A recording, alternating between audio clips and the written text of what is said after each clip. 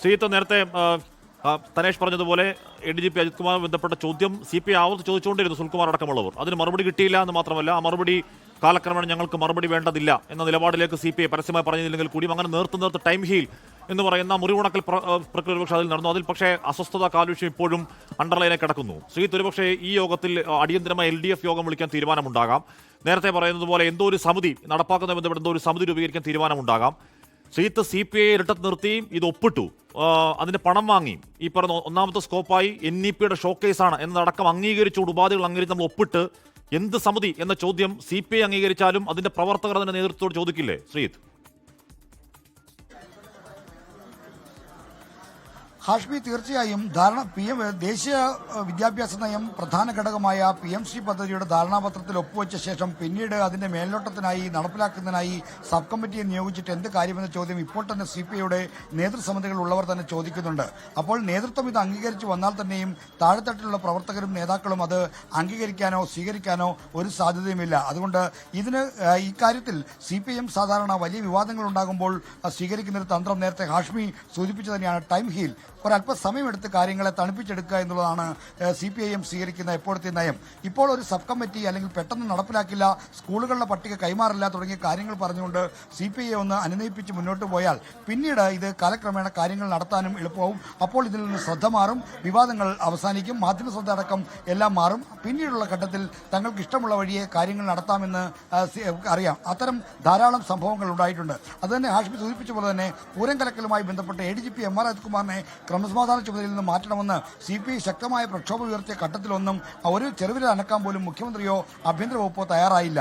പിന്നീടാണ് അദ്ദേഹത്തെ കുറച്ചു കാലം കഴിഞ്ഞപ്പോഴാണ് അദ്ദേഹത്തെ ക്രമസമാധാന ചുമതലയിൽ നിന്ന് മാറി മറ്റൊരു പോസ്റ്റിലേക്ക് അദ്ദേഹത്തെ നിയോഗിക്കുകയും ഒക്കെ ചെയ്തത്. ഇപ്പോൾ അദ്ദേഹത്തിന് തത്തുല്യമായ നല്ലൊരു പദവി എക്സൈസ് കമ്മീഷണറും കേരള ബ്യൂറേഴ്സ് കോർപ്പറേഷന്റെ മാനേജിംഗ് ഡയറക്ടർ സ്ഥാനവും നൽകിയിരിക്കുന്നു. അപ്പോൾ ഒരു കാലം ഒരല്പ സമയമെടുത്ത് വിഷയം തണുപ്പിച്ചെടുക്കുക എന്ന തന്ത്രമാണ്. അതിനപ്പുറത്തേക്ക് കടന്ന് ഈ സബ് കമ്മിറ്റി കൊണ്ടോ അല്ലെങ്കിൽ സ്കൂളുകളുടെ പട്ടിക കൈമാറില്ലെന്ന് പറഞ്ഞതുകൊണ്ടോ ഒന്നും CPI ഉന്നയിച്ച കാതലായ രാഷ്ട്രീയ പ്രശ്നത്തിന് പരിഹാരമില്ല.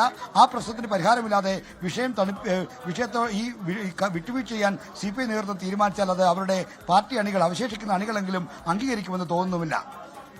ഓക്കെ, തനേഷ്, അങ്ങനെ ശ്രീത്ത് പറയുന്നത് പോലെ ഇത് സബ് കമ്മിറ്റി വെക്കുക, അല്ലെങ്കിൽ ഈ പദ്ധതിയുടെ മുന്നോട്ട് നടത്തിപ്പ് എങ്ങനെയാണ്, ഉടനെ സ്കൂളുകളുടെ പട്ടിക കൈമാറണോ തുടങ്ങിയ കാര്യങ്ങളൊക്കെ അല്ലെങ്കിൽ ഈ പറയുന്ന PMCയുടെ NEPയുടെ മെറിറ്റിലേക്ക് കടക്കലാണ്. ഇനി മെറിറ്റിലേക്ക് കടന്നാൽ ഇവിടെ ഉന്നത വിദ്യാഭ്യാസ കൗൺസിലിന്റെ വെബ്സൈറ്റിൽ ഇപ്പോഴും സർക്കാർ നിയോഗിച്ച പ്രഭാത് പട്നായിക്കിന്റെ നേതൃത്വത്തിൽ 6 സമതി പഠിച്ച ഘോരം എഴുതിയ 49 റിപ്പോർട്ട് കിടക്കുകയാണ്. എത്രത്തോളം ഗുരുതരമായ പ്രശ്നം ഈ സാധനം ഉണ്ടാക്കാൻ പോകുന്നു എന്ന് പഠിച്ച് സമർപ്പിച്ച റിപ്പോർട്ട് ഇപ്പോഴും മാറ്റില്ല, അനന്തരം കിടക്കാൻ ഇപ്പോഴും കിടപ്പുണ്ട്, ഇപ്പോഴും പോയി തപ്പേ കിട്ടും. തനേഷയുടെ പ്രശ്നം എന്നാണ് ഇവിടെ CPIയുടെ ആദ്യത്തെ പ്രശ്നം ഇതിൽ നയം മാത്രമല്ല, മുന്നണിയിലെ ഏറ്റവും വലിയ രണ്ടാമത്തെ കക്ഷിയായ ഞങ്ങൾക്ക് നിങ്ങൾ നൽകിയത് പുല്ലുവിലയല്ലേ? ആ ചോദ്യത്തിന് മറുപടി സബ് കമ്മിറ്റി ആവില്ലല്ലോ തനേഷ്.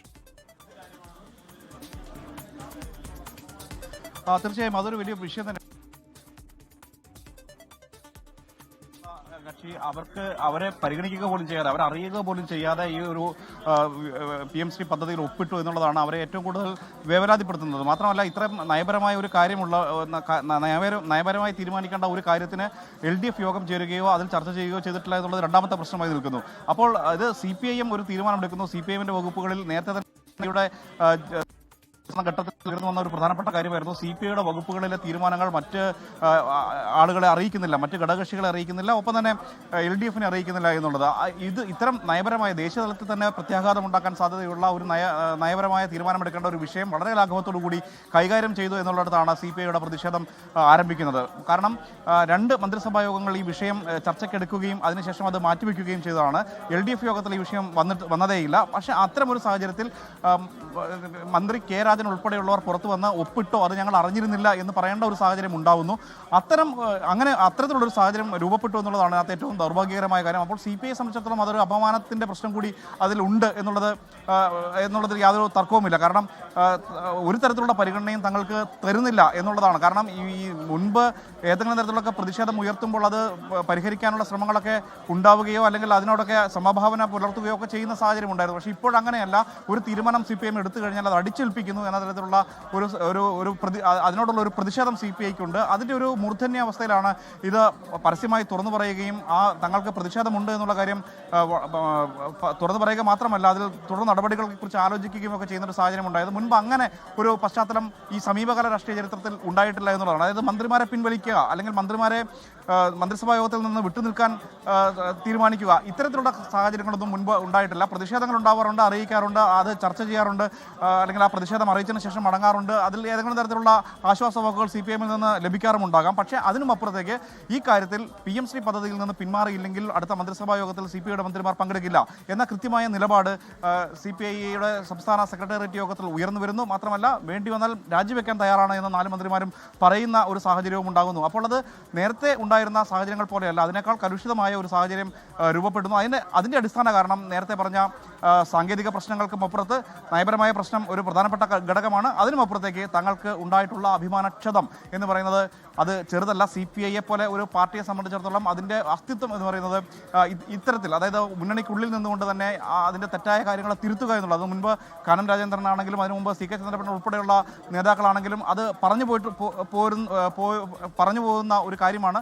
അത്തരത്തിലുള്ള ഒരു തിരുത്തൽ ശക്തിയായി മുന്നണിക്കകത്ത് നിലകൊള്ളുന്ന CPIക്ക് ആ റോൾ എടുക്കാൻ കഴിയുന്നില്ല എന്നുള്ള ഒരു ചർച്ച CPIക്കുള്ളിൽ തന്നെ ഉണ്ടാകും. അതിനുമപ്പുറത്തേക്ക് മറ്റൊരു പ്രധാനപ്പെട്ട പ്രശ്നമുള്ളത് തദ്ദേശ തെരഞ്ഞെടുപ്പ് വരാൻ പോവുകയാണ്. സ്വാഭാവികമായും അതിനു മുൻപ് മുന്നണിയുടെ കെട്ടുറപ്പിനെ ബാധിക്കുന്ന ഇത്തരത്തിലുള്ള ഒരു വലിയ തർക്കം ഉണ്ടാകുന്നത് രണ്ട് പാർട്ടികൾക്കും ഭൂഷണമാകില്ല എന്നുള്ള കാര്യവും ഇതിനിടയിൽ ഇതിൻ്റെ സങ്കീർണത വർദ്ധിപ്പിക്കുന്ന ഒരു ഘടകമാണ്. അങ്ങനെ ആകെ കുഴഞ്ഞു മറിഞ്ഞ ഒരു അവസ്ഥയാണ് LDFിനെ സംബന്ധിച്ചിടത്തോളം ഇപ്പോൾ ഉള്ളത്. ഇത് എങ്ങനെ മറികടക്കാൻ കഴിയും, ഇതിൽ നിന്ന് എങ്ങനെ പുറത്തു വരാൻ കഴിയും എന്നത് ഒരു പ്രശ്നം തന്നെയാണ്. എന്തായാലും മുഖ്യമന്ത്രി ഇന്ന് എടുക്കുന്ന നിലപാട്, ഈ യോഗത്തിൽ എടുക്കുന്ന നിലപാട് എന്തായിരിക്കും എന്നുള്ളതാണ് ഏറ്റവും പ്രധാനപ്പെട്ട കാര്യം.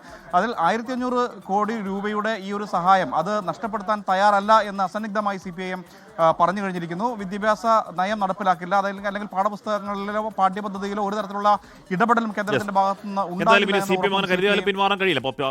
പിന്മാറാൻ വേണ്ടിയല്ലോ ഇത്രയും റിസ്ക് എടുത്ത് ഇത്രയും രഹസ്യാത്മകമായി ആ പദ്ധതി ഒപ്പിട്ടത്. അപ്പോൾ എന്തായാലും പിന്മാറാൻ കഴിയില്ല എന്ന് പറയുന്നു. പിന്മാറാൻ കഴിയാത്ത പശ്ചാത്തലത്തിൽ ഇനി എന്താണ് CPI ഇപ്പോൾ എന്ന് പറഞ്ഞാൽ CPI എന്നുള്ള പാർട്ടി അത് നാണം കിടപ്പെട്ടു അല്ലെങ്കിൽ അതിനെ നാണം കെടുത്തി എന്നത് CPIക്ക് മാത്രമുള്ള ബോധ്യമല്ല, അത് കേരളത്തിന് ഒന്നാകെയുള്ള ബോധ്യമാണ്. ഒരു രാഷ്ട്രീയ പാർട്ടിയുടെ അങ്ങേരത്തെ ഗതികേടാണത്. ആ ഗതികേടിൽ നിന്ന് കരകയറാൻ CPIക്ക് എങ്ങനെ കഴിയും എന്നുള്ളതാണ് ചോദ്യം. അല്പസമയത്തിനകം അതിന് ഒരുപക്ഷെ മറുപടി കിട്ടിയേക്കാം. ലോകത്തെവിടെയായാലും ഏത് സമയത്തും 24 വാർത്തകളും ഓഗ്മെന്റഡ് റിയാലിറ്റി പാക്കേജുകളും എക്സ്പ്ലെയിനറുകളും വിശദമായി കാണാൻ ഞങ്ങളുടെ YouTube ചാനൽ നിങ്ങൾക്ക് സബ്സ്ക്രൈബ് ചെയ്യാം.